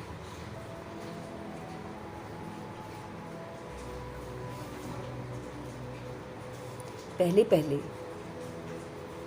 तो बाबा कहते उसका भी हिसाब चाहिए ना, अलग रहे बहुकाल, कितने साल है ना। तो उसका भी हिसाब चाहिए ना। कौन सी आत्माएं बहुत काल से अलग रही हैं? पहले पहले देवी देवता धर्म की आत्माएं आती हैं पाठ बजाने, तो वही तो सबसे पहले अलग होती हैं। अब जैसे 108 आत्माएं उतरेंगी और लक्ष्मी नारायण जी के साथ 108 आत्माएं उतरेंगी और 9 लाख आत्माएं उतरेंगी। तो ये सारी सोल्स जो हैं सबसे पहले भगवान से अलग होती हैं। अभी वो देवता है नहीं, बाबा कहते हैं, जो राज्य करके जाते हैं उन्हों के चित्र जरूर हैं, निशानियां रहती हैं कि इन्होंने राज्य किया है। राजाई तो खत्म हो गई है, हेवन खलास हो जाता है तो फिर हेल आता है, फिर हेल खत्म तो हेवन बनता है। राजाई तो खत्म हो गई है, हेवन खलास हो जाता है तो फिर हेल होता है, फिर हेल खत्म तो हेवन बनता है। तो नई दुनिया का कंस्ट्रक्शन होता है और हेल का डिस्ट्रक्शन होता है। कंस्ट्रक्शन के लिए बच्चे चाहिए, रहने वाले भी तुम हो। हम कंस्ट्रक्शन करते हैं तो फिर हम ही वहाँ पर रहते हैं ना। पहले तो तुमको दैवी गुणों वाला देवता बनना पड़ेगा, बाबा कहते हैं। पहले अपने अंदर भी दैवी गुण धारण करो। ये भी गायन है, मनुष्य से देवता किए करत न लागी बार, गुरु ग्रंथ साहब में लिखा है। फिर मूत पलीती कपड़ हुए, फिर उसको साबुन लेकर धोते हैं और मत जो है वो पापों से भर कर रखते हैं। ये भी गुरु ग्रंथ साहब में लिखा हुआ है। सारी मनुष्य मूत पलीती हैं। पैदा कैसे होते हैं ना, गंदगी से पैदा होते हैं, तो इसलिए सारे गंदे हैं, विकारी हैं। भगवान वाच, गृहस्थ व्यवहार में रहते कमल फूल समान हमको बनना है। हमको गृहस्थ में रहना है, लेकिन अब हमको कमल फूल समान रहना है। इस दुनिया का जो कीचड़ का प्रभाव है वो मुझ आत्मा पर नहीं होना चाहिए। ये इस मृत्यु लोक का ही है, अंतिम जन्म है। इसमें हमको पवित्र बनना है। ये हमको अच्छी रीति समझना चाहिए। हर बात जो है मुझे अच्छी रीति समझनी चाहिए, बाबा कहते हैं।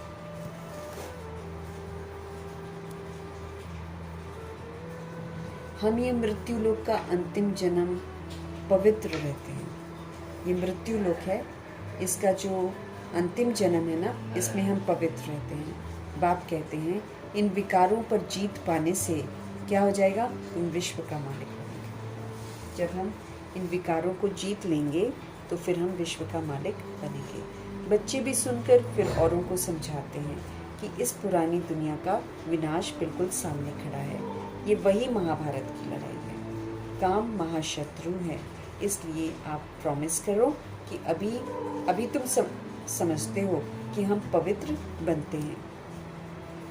इस पुरानी दुनिया का विनाश वो तो ज़रूर होना है, उसके पहले पवित्र भी हमको ज़रूर करना है। विनाश होता है फिर तो बात मत पूछो, फिर तो हाहाकार हो जाता है। बहुत कड़ा मौत है, तुम देख भी नहीं सकेंगे, बाबा कहते हैं। हमको विनाश के पहले, पुरानी दुनिया के विनाश के पहले हमको पवित्र ज़रूर करना है। विनाश होता है फिर तो बात मत पूछो, फिर तो हाहाकार हो जाता है।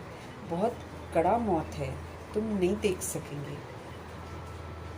कोई का ऑपरेशन होता है तो कमज़ोर लोग ठहरते नहीं है ना, गिर पड़ते हैं। इसलिए डॉक्टर लोग फैमिलीज़ को तो अलाउ ही नहीं करते हैं। तो फैमिलीज़ देखेंगे कि काट छाट हो रहा है तो फिर नहीं देख पाएंगे। ये तो कितना भारी ऑपरेशन होगा, एक दो को मारते रहेंगे। ये है डर्टी दुनिया, ये कांटों का जंगल है। इस समय सब कांटा बन गए हैं और एक दूसरे को चुभते रहते हैं। सत्युग को कहा जाता है गार्डन ऑफ फ्लावर्स, फूलों का बगीचा।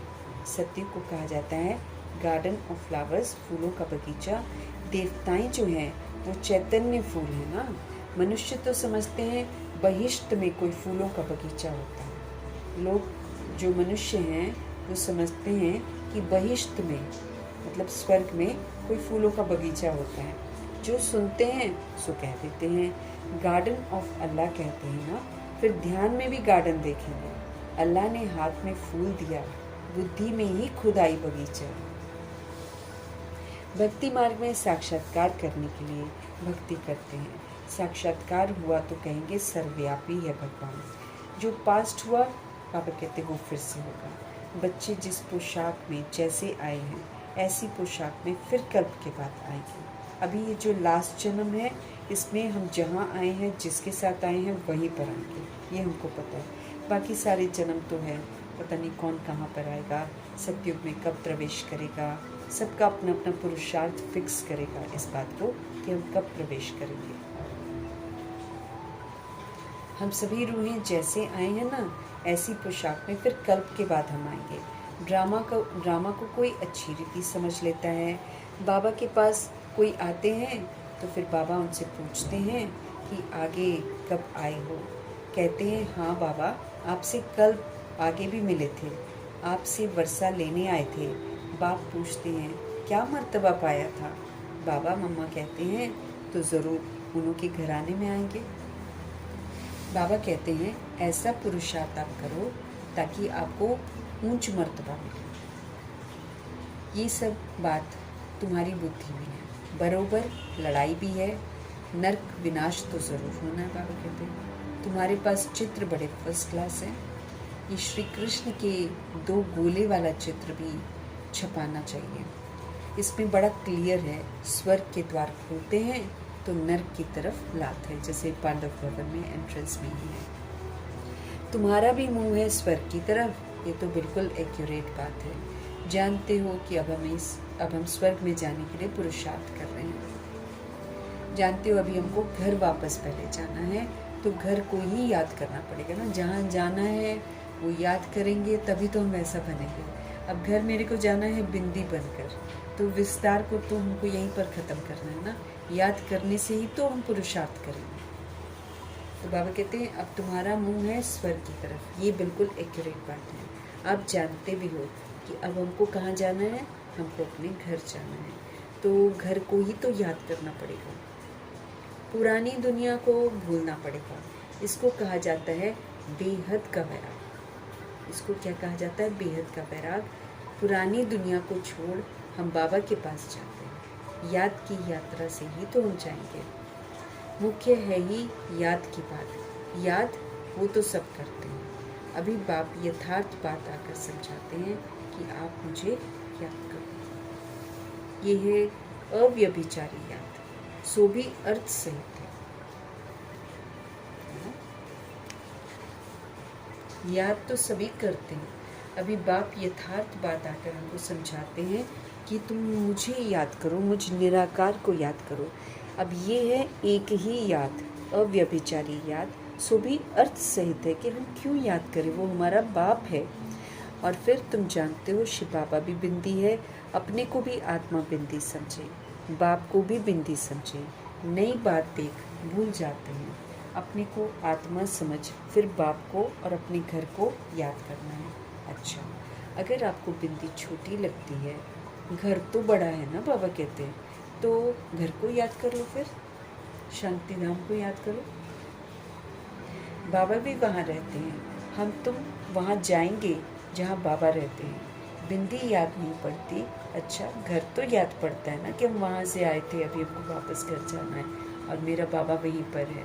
तो ये है शांति धाम, बाबा हमारा घर जो है, और वो जहाँ पर हम जाएंगे वो है सुख धाम। पहले हम घर जाएंगे, वो शांति धाम है, और फिर हम सुख धाम में जाएंगे। ये जो दुनिया है ये तो दुख धाम है। अभी तुम नंबरवार पुरुषार्थ कर रहे हो और नंबरवार पुरुषार्थ के अनुसार तुम पढ़ रहे हो, फिर आप सुख धाम में जाएंगे। बाप के बच्चे हैं तो फिर ज़रूर स्वर्ग की बादशाही तो ज़रूर चाहिए। अगर आप बाप के बच्चे हैं तो स्वर्ग की बादशाही ज़रूर चाहिए। कल पहले भी शिव बाबा आए थे, कल पहले भी उन्होंने स्वर्ग की बादशाही दी थी, तुम भूल गए हो। बाप कहते हैं अभी फिर मैं आया हूँ, क्या करने? तुमको देने। कितनी बार तुमने राजाई ली है और कितनी बार तुमने गवाई है, अनगिनत बार तुमने वर्षा लिया है, फिर भी ऐसे बाप को तुम भूल क्यों जाते हो? माया के तूफान से बहुत लड़ाई होती है, इसलिए नाटक भी दिखाते हैं। माया उस तरफ खींचती है, प्रभु हमको इस तरफ खींचते हैं। ज्ञान में विघ्न नहीं पड़ते हैं, याद में विघ्न बहुत पड़ते हैं। इसमें ही मेहनत है, क्योंकि अपने को आत्मा समझकर बाबा को याद करना है। तो बाबा कहते हैं इसमें मेहनत है, इसको हल्का नहीं लेना है। अब बाप कहते हैं महारथी बनो। 3 ग्रुप्स होते हैं, महारथी, घोड़े सवार प्यादे, प्यादे पुरुषार्थ नहीं करते, बस सुनते हैं, पुरुषार्थ नहीं करेंगे।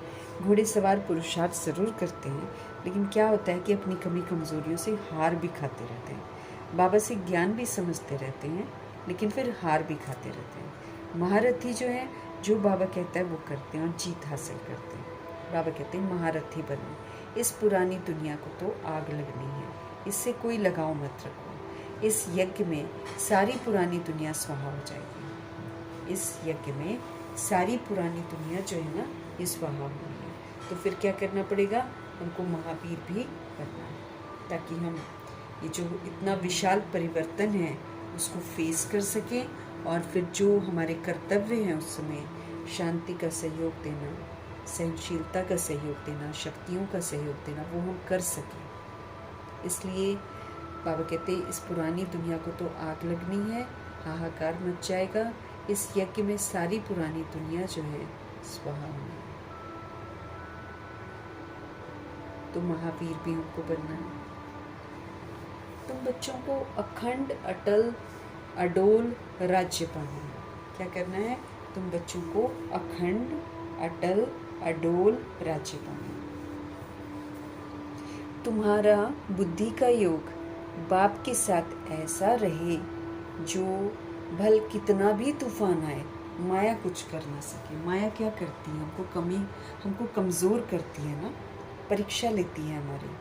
तो बाबा कहते हैं कि हमको जितने भी पेपर्स हैं सारे कैसे पास करने हैं, कि अटल रहना है, अखंड रहना है। कुछ भी, कितना भी कुछ हो हलचल, लेकिन अचल रहना है, अटल रहना है, अखंड रहना है, अडोल रहना है। तभी हमको अखंड अटल अडोल सतयुग का राज्य प्राप्त होगा। तुम्हारा बुद्धि का योग बाप के साथ ऐसा रहना चाहिए जो भल कितने भी तूफान क्यों ना आ जाए माया कुछ भी कर ना सके।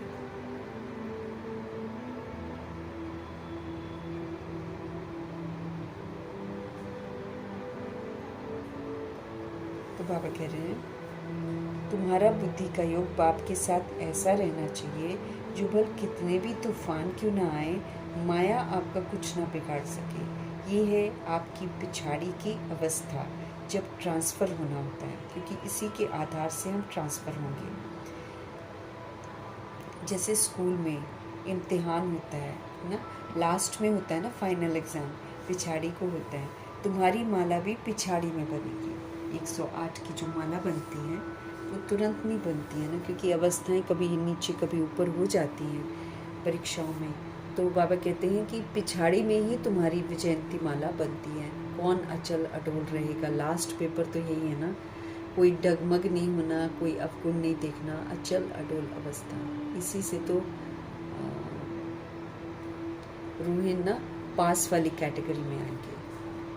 कौन कितना स्थिर है ना, शांत है, शांति का सहयोग दे रहा है, वो सब देखा जाएगा हमारा। जो भी हम शिक्षा प्राप्त कर रहे हैं उसका कितना हम स्वरूप बने हैं उसको चेक किया जाएगा।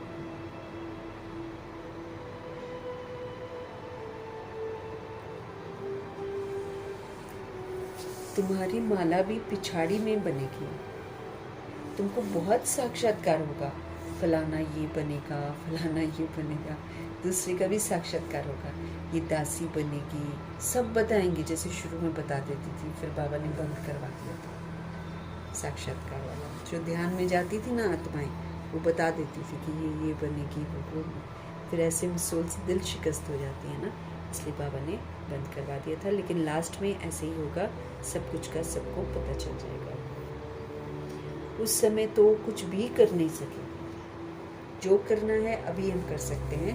अगर हम सोचेंगे कि उस समय हम अपने आप को ठीक कर लें तो मेरे को हो जाएगा, सब कुछ मिल जाएगा, नहीं, वहाँ नहीं कुछ कर सकते। ओवर ना, गेम ओवर हो जाएगा। उस समय तो कुछ भी कर नहीं सकेंगे, फिर पछताना पड़ेगा, ये हमने क्या किया। श्रीमत पर हम क्यों नहीं चले, अपने आप को पश्चाताप होगा। परंतु अंत समय में कुछ थोड़ी कर पाएंगे हम। बाबा कहते हैं अंत समय में कुछ नहीं हो सकेगा। ऐसे बहुत पछताते हैं। मनुष्य किसका खून करता है, फिर बाद में पछताते हैं ना, परंतु खून तो हो गया, फिर क्या कर सकेंगे। पछताने से क्या होगा? बाबा कहते तुम पछता भी लोगे तो तुम्हें माफ़ी थोड़ी मिल जाएगी, तुम्हें कोई मर्तबा थोड़ी मिल जाएगा, वो तो टाइम ख़त्म हो गया। तो बाबा कहते जैसे कोई किसी का खून करता है, अब खून तो उसने कर दिया ना, तो खून करने के बाद पछताने से क्या होगा? इसलिए शिव बाबा कहते हैं कि गफलत मत करो।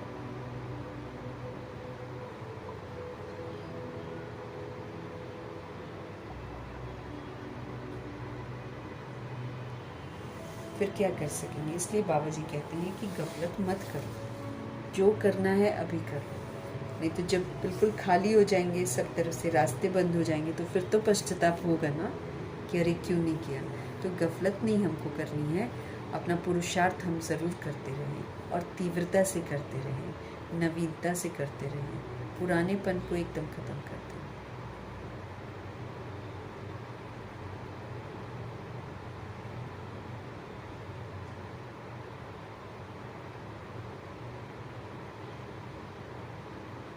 तो बाबा समझ दे रहे हैं गफलत किसी तरीके की मत करना, अपना पुरुषार्थ ज़रूर करना।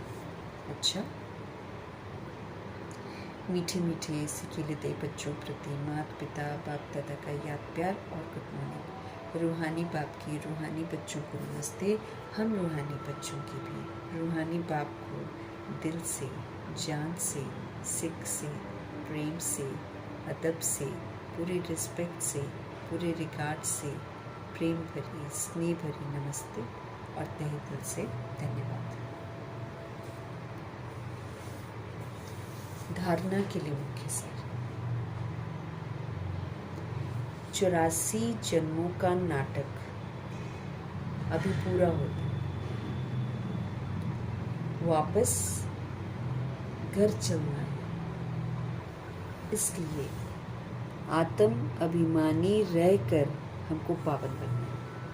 देह अभिमान रहकर हम पावन नहीं बनेंगे ना, देह अभिमानी रहकर तो फिर हम पाप ही करते जाएंगे। इसलिए भगवान जी बोल रहे हैं कि हमारा आत्म अभिमानी होकर, मतलब अपने को आत्मा समझकर पाठ बजाना बहुत ज़रूरी है। 84 जन्मों का नाटक अभी पूरा होता है, अभी सभी रूहों को वापस घर जाना है। इसलिए आत्म अभिमानी रहो और पावन बनो। देह अभिमान को जड़ से मिटाना है, देह अभिमान को जड़ से मिटाना है। देह अभिमान खोटा है, ये जल्दी जाता नहीं है, बहुत सूक्ष्म है, बड़ा रूप भी है इसका और इसका बहुत सूक्ष्म रूप भी है। ये पता तब चलता है जब हम संगठन में आते हैं, जब हम सब व्यवहार में आते हैं, तब पता चलता है।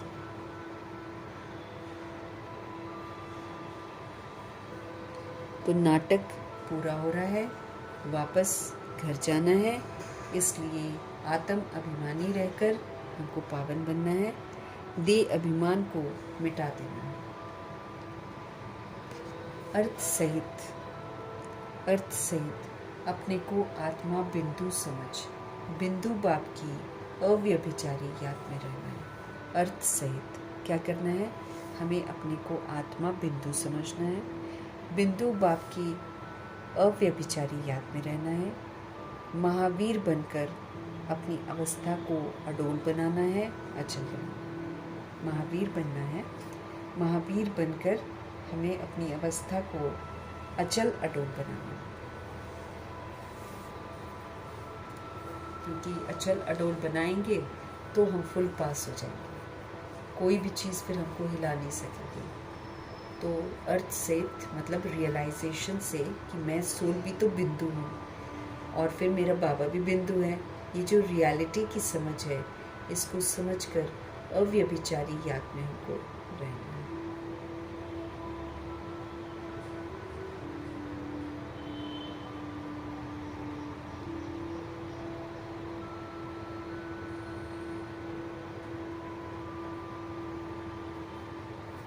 महावीर बन अपनी अवस्था को अचल अडोल बनाकर फुल पास होना है हमको। वरदान, फिर चाहे कुछ भी हो जाए अचल रहना है। धरती हिले, बाढ़ आए, अचल अडोल। वरदान, व्यर्थ की लीकेज, व्यर्थ एक लीकेज का काम करता है, वेस्ट। व्यर्थ की लीकेज को समाप्त कर समर्थ बनने वाले कम खर्च वाला नशीन भव। वेस्ट लीकेज का काम करती है, तो व्यर्थ की लीकेज को समाप्त कर समर्थ बनना है, समर्थ बनने वाले कम खर्च वाला नशीन भव। अब हमको संकल्पों को भी कम यूज़ करना है, बोल भी हमको कम बोलने हैं, कर्म भी बड़ा सोच समझ कर करना है। तो व्यर्थ की लीकेज को समाप्त करके समर्थ बनना है और कम खर्च करके रिजल्ट ज़्यादा हो। संकल्प हम कम करें, लेकिन उसका जो रिजल्ट है वो बहुत अच्छा हो, ज़्यादा हो। संगम युग पर बाप दादा द्वारा जो भी खजाने मिले हैं, उन सर्व खजानों को व्यर्थ जाने से बचाओ। ज्ञान का खजाना, गुणों का खजाना, शक्तियों का खजाना, स्वमान, वरदान, सब कुछ उनको मिला है, वेस्ट नहीं करना, बाबा कहते हैं।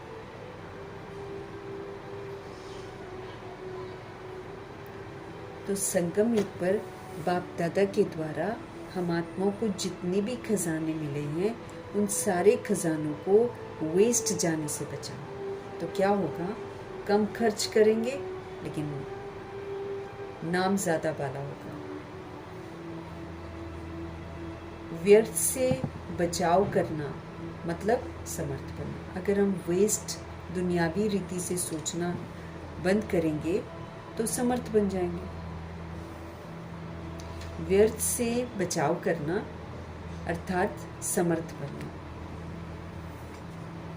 बाबा जी कह रहे हैं, जहाँ समर्थी है, जहाँ समर्थी है ना, जहाँ पावर है, समर्थी है, वहाँ व्यर्थ जाए ये हो नहीं सकता। जहाँ हम पावरफुल हैं वहाँ पर हमारा टाइम वेस्ट जाए ऐसा तो हो ही नहीं सकता। अगर व्यर्थ की लीकेज हमारे अंदर है, अगर वेस्ट हम सोचते हैं, अगर हम दुनियावी रीति से सोचते हैं, तो वो सारा का सारा वेस्ट है। तो अगर व्यर्थ की लीकेज हमारे अंदर है तो हम चाहे कितना भी पुरुषार्थ कर लें, कितनी भी हम मेहनत कर लें, लेकिन हम पावरफुल नहीं बन सकते। इसलिए बाबा कहते हैं ये जो लीकेज है इसको आप चेक करो, इसको आप समाप्त करो, तो क्या हो जाएगा, व्यर्थ से समर्थ बन जाएंगे।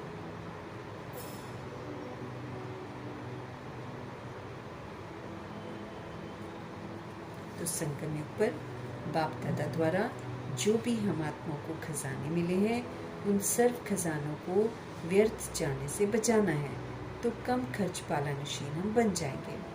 व्यर्थ से बचाव करना अर्थात समर्थ बनना।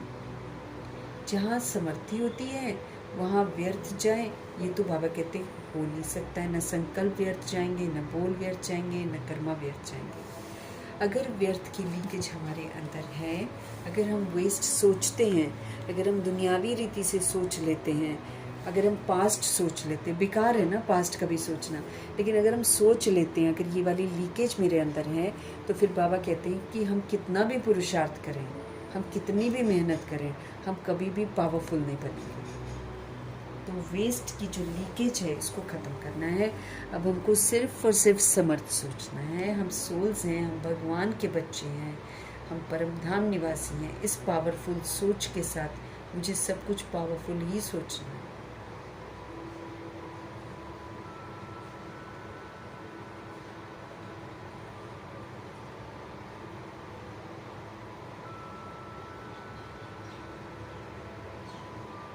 तो बाबा कह रहे हैं इसलिए लीकेज को चेक करके समाप्त कर दो, तो आप क्या बन जाओगे, समर्थात्मा बन जाओगे। वेस्ट खत्म और फिर कम संकल्प, क्योंकि बाबा ने हमको वैसे भी बोला है आपने सिर्फ प्योर पॉजिटिव पावरफुल संकल्प करना है, बस। इसके अतिरिक्त सारे संकल्प कैंसिल करने को कहा। फिर बोल के लिए बाबा ने बोला कि हमेशा निरअहंकारी बोल बोलना। तो निरअहंकारी बोल कौन से होते हैं, वरदानी बोल होते हैं। हम वरदान वरदानी बोल बोलेंगे, हम प्राप्ति कराने वाले बोल बोलेंगे, है ना। तो ये जो वरदानी बोल हैं ये कम होते हैं, ये ज़्यादा नहीं होते हैं। और फिर हम अगर विकारी कर्म नहीं करेंगे, है ना, अगर हम निर्विकारी कर्म करेंगे तो वो भी कम होते हैं। अब हम पावरफुल संकल्प ले लें, 10 एक बार में 10 से ज़्यादा आता ही नहीं है बुद्धि में। तो अब हमें पूरा का पूरा प्योर, पावरफुल और पॉजिटिव संकल्प करना है। इस बात का हमको ध्यान रखना है। ऐसे हम दिन भर में कितने सारे संकल्प कर लेते हैं, कभी ये, कभी वो बातें, कभी दिस बातें, कभी दैट बातें, कितना हमारा दिमाग में चलता था। अब बाबा कहते खाली वो छोड़ दो, अब वो सारा वेस्ट तुमने सोचा, अब तुम खाली प्योर सोचो, खाली पॉजिटिव सोचो और खाली पावरफुल सोचो। चाहे सिचुएशन कितनी भी नेगेटिव हो, चाहे कितनी भी दिल शिकस्त करने वाली बातें हो, लेकिन आप प्योर पॉजिटिव पावरफुल संकल्प करो, वो फलीभूत हो जाएगा।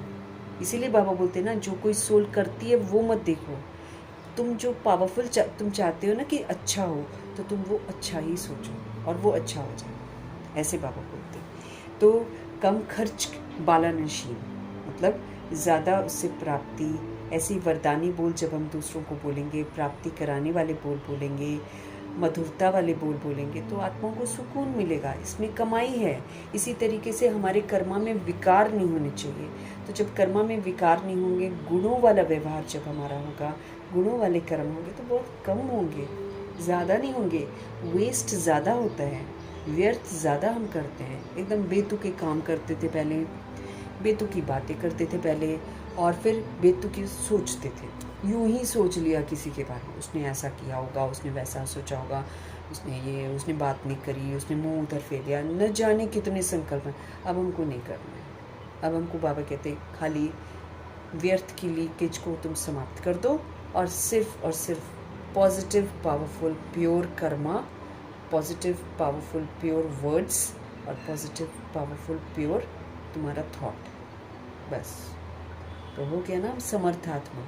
तो समर्थ आत्मा क्या हो जाएगी, कम खर्च कर रही है, लेकिन उसका रिजल्ट कितना सुंदर निकलेगा। व्यर्थ से कुछ रिजल्ट निकलता ही नहीं है, उल्टा और हम शक्तिहीन खुद भी होते हैं, हम दूसरी सोल को भी शक्तिहीन कर देते हैं। स्लोगन है, प्रवृत्ति में रहते, फैमिली में रहते, संपूर्ण पवित्र हमको रहना है। परिवार से भाग नहीं सकते हैं, चाहे सेंटर की प्रवृत्ति हो, चाहे घरों की प्रवृत्ति हो। परिवार तो वहाँ भी है, परिवार यहाँ भी है, लेकिन हमको रहते हुए संपूर्ण पवित्र रहना है। नाउ कंप्लीट प्योरिटी मतलब देख लो पूरी किताब, दैहिक दृष्टि ही सबसे पहले हमको ख़त्म करनी है। देह में नहीं देखना है हमको, रूह को देखना है। रूह है ये रूह परमात्मा का बच्चा है। तो प्रवृत्ति में रहते संपूर्ण पवित्र रहना, यही योगी व ज्ञानी तो आत्मा की चैलेंज है। हम सभी ज्ञान प्राप्त कर रहे हैं भगवान जी से, हम सभी आत्माएं योग की विधियां सीख रहे हैं भगवान जी से। तो योगी और ज्ञानी तो आत्मा का चैलेंज ही ये है कि उसको प्रवृत्ति में रहते हुए एकदम कंप्लीट प्योर बनना है, मन से, वचन से, कर्म से, दृष्टि से, वृत्ति से, कृति से, सब से एकदम कंप्लीट प्योर बनना है। अव्यक्त इशारे हमको मिल रहे हैं, अपवित्रता के बीज को समाप्त करना है, हमको बिल्कुल कंप्लीट प्योर बनना है। उसके लिए बाबा क्या कह रहे हैं, परमात्म ज्ञान की नवीनता ही पवित्रता है। भगवान जी का जो ज्ञान है, इसका जो नयापन है, इसकी जो नवीनता है, वो प्योरिटी है। फलक से कहते हो ना कि आग कपूस इकट्ठा रहेंगे भी आग नहीं लग सकती है। लोग दुनिया में पता नहीं क्या क्या बोलते रहते हैं कि मेल फीमेल एक साथ रहते हैं तो फिर वो लोग प्योर नहीं रह सकते हैं, लेकिन हम लोग सभी आत्माएं जब बाबा की श्रीमत पर चलकर, बाबा की याद में रहकर पवित्रता को अपनाते हैं, तो घर घर में आत्माएं रहती हैं। बहुत सारी फैमिलीज ऐसी रहती हैं जो एक साथ रहते हैं लेकिन प्योरिटी से रहते हैं, है ना। तो वो इकट्ठा रहते भी आग नहीं लग सकती हैं।